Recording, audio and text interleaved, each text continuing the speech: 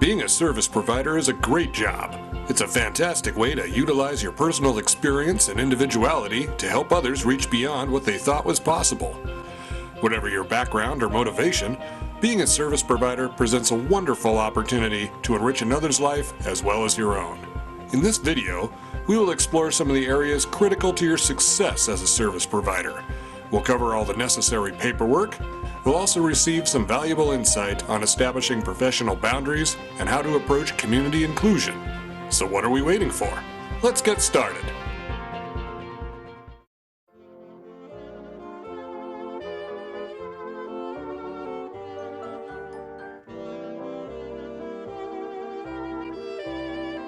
So you want to become a service provider? Yep. Well, that's fantastic. But how do you get started? I don't know. Well, let's ask our friend Carol at RCO. Carol, what do we need to do? They would need to come into our office and they would need to complete a criminal background check, and they would need to fill out a potential provider application. And so that would be the two things that they would need to do immediately, and then we would process the background check to see if they would be approved. Once they are approved, if they're a potential provider, they would go on to our potential providers list. Otherwise, if they're designated for a certain customer, they would, the personal agent would become involved at that point, and they would set up an appointment with them and the customer so that they could fill out the provider paperwork. Ah, shucks, it's not that bad. We'll take you through it. When getting started, you'll need to fill out forms such as a qualified provider statement, a provider enrollment data record, an IRS W-4, and a Form I-9. Paperwork may not be the most exciting thing, but it's a necessary part of the job. And here's Bev to tell us why. Bev? So paperwork is very, very important in our business. We have to account for every single dime that is spent through our agency. Those reports go to IRS, they go to CMS, the Center for Medicare Policy. They go to the state of Oregon, not only the seniors and people with disability, but to the Oregon Revenue Department and the Labor Department.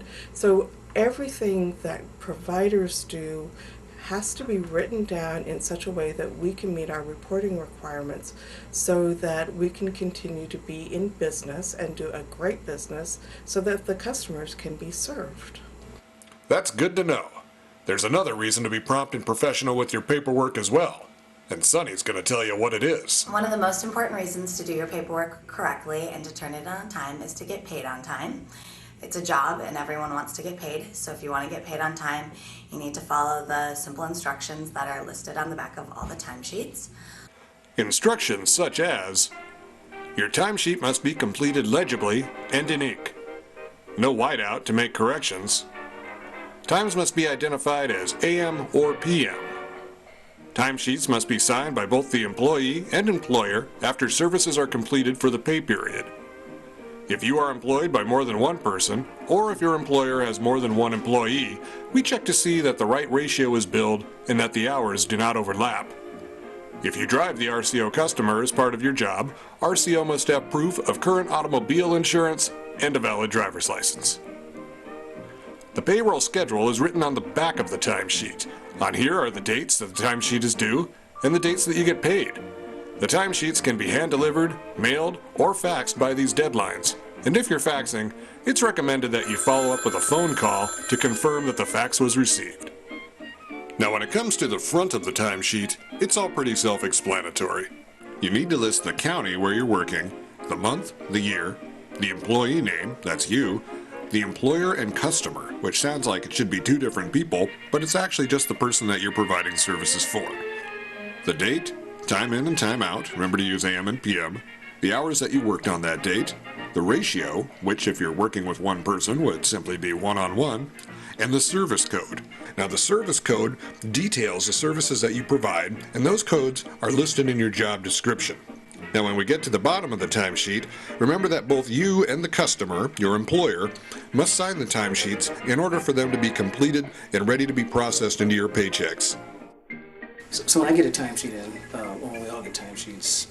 We look at the hours that the provider has worked and really specifically look at the days and times and make sure everything, make sure timesheets don't overlap with other providers or with other customers if there's other customers involved. But it's really looking at the timesheet and then looking at the job description and determining that what the duties are with the job description and the hours associated with them are also on the timesheet. During the course of your job, there may be other times where paperwork is necessary. Here's a few more thoughts to consider on the subject of paperwork. Doing your paperwork correctly shows that you are a competent provider and that you're a qualified provider. A task that a lot of providers have is to assist customers with paperwork, like at their doctors or at a job site. So doing your own paperwork correctly shows to your employer and to the personal agents that you're a qualified provider.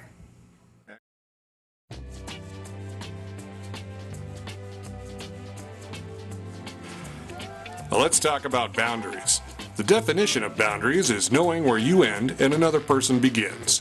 Professional boundaries define the limits and responsibilities of the people with whom you interact. When boundaries are clearly defined, a healthy work environment is possible. In short, boundaries allow you to do your job better. When working one-on-one with your employer, especially over a long period of time, it can become easy for boundary lines to become blurred. What's important to remember is that you are a professional and that this is a job, not a friendship. So here are a few of our personal agents with advice on how to establish and maintain clear boundaries. When there's money involved in something, it's a job, it's a business arrangement, it's not a friendship. And so to try to keep reminding the person that you're working with that your job is to help them make friends with people that they don't have to pay. As a provider, that's your job to help them find those friends, but that you're not one of those friends. Another suggestion would be to not share personal information, such as your address and a lot of details about your past and your family. To try to, you're going to want to build trust with somebody, you're going to need to share some personal information about your hobbies and what things you like to do, but to keep it on a professional level, not to go into a lot of detail, and to just try to remind the person that you're trying to help them find friends that they aren't paying to hang out with them. I guess it goes back to the understanding that it is a working relationship and there's employee and employer involved. You're not doing it shouldn't be doing it as to be a friend to a person. That's where I think once you start doing that, and I've seen it happen, once that starts getting done, or once that starts happening, I think that's when boundaries get kind of blurred because they start looking at it as a friendship more so than a working relationship. One of the things that I think is challenging for some providers is that they always have to keep in the back of your mind that you're providing a service. It is hard not to develop friendships through this, but it's sometimes challenging that providers can sometimes allow their friendship to cloud their judgment or to complicate the relationship.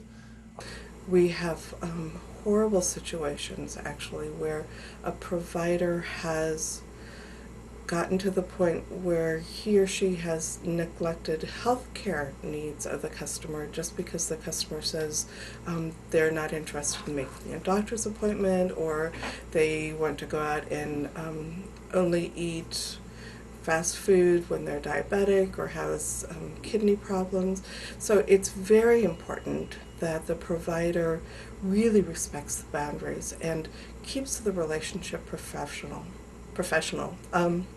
Certainly that doesn't mean that people have to be cold or that they can't have good relationships with folks. We want that to be part of the job. We want it to be a fun, wonderful, enriching job for the provider and the customer.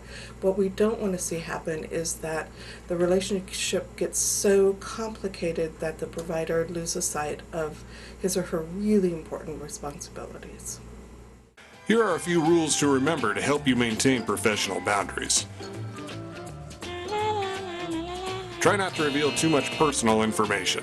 Only self-disclose when it substantiates a point that addresses your employer's needs. A rule of thumb is just listen. Active listening places the focus on your employer's needs and creates an environment of trust.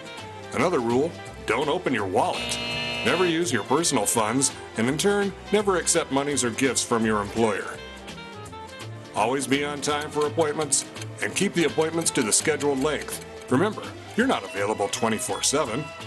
With good boundaries, you can be a more objective presence in your employer's life. It's up to you to assist your employer in accessing the community in order to expand their horizons and hopefully build new friendships on their own. And as long as you remember that, you'll do just fine.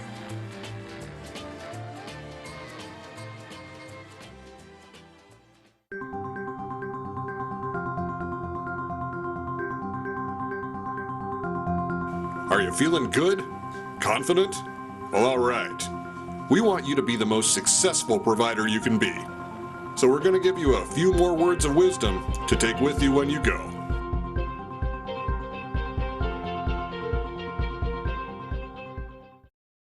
As most people know, the history of services to folks with developmental disabilities, intellectual disabilities, is fraught with institutionalization, with segregation, with people having services done to them, not with them.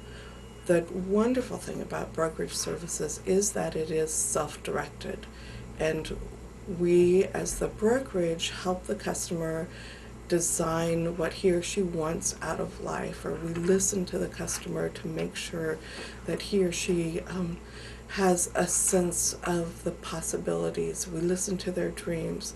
It's the provider's responsibility to take those dreams and to help actualize them. I think going to places in the community where everyone goes, not just folks with disabilities, so that people get a chance to develop natural relationships with people in their community. So something like going to the farmer's market, and if you find something that the customer likes, go to it routinely on a regular basis. Like if it was the farmer's market, go to it every Saturday for a period of time and try to assist the person in making some natural connections with people that they have something in common with, that seem friendly. Well, I would hire someone that would want to be patient and wouldn't rush into doing things right away and think you could just do it right away. And someone that could call and let me know if they couldn't come to work. Consistency is always the key. All of my clients, all my customers, they prefer a set schedule. Be there when you say you're going to be there. Don't just no call, no show, or not show up or show up late. They don't do well with inconsistencies. So if you say you're going to be there at 11 o'clock, be there at 11 o'clock. Try to do the same thing every day. Or the things that I consider, I guess, a good provider is someone who understands their job description. So they understand the needs of the customer and is able to provide those supports, and also someone that actually has access to their job description. I get a lot of providers will call me for how many hours in the description, what are the things that they're able to do and not able to do, and I would say, hey, refer to your job description. And a lot of times they'll be like, I don't have it, So I think, it sounds like a small thing, but I think that is a big thing to have your job description easy accessible, so you can know what your duties are and your expectations of your job. And so if you can honor what the customer wants to do, whether they want to work full-time, part-time, or they're only able to do certain things in a job, or do what they want to do in the community. If you're taking them to some kind of a community outing, let them be the one who chooses it.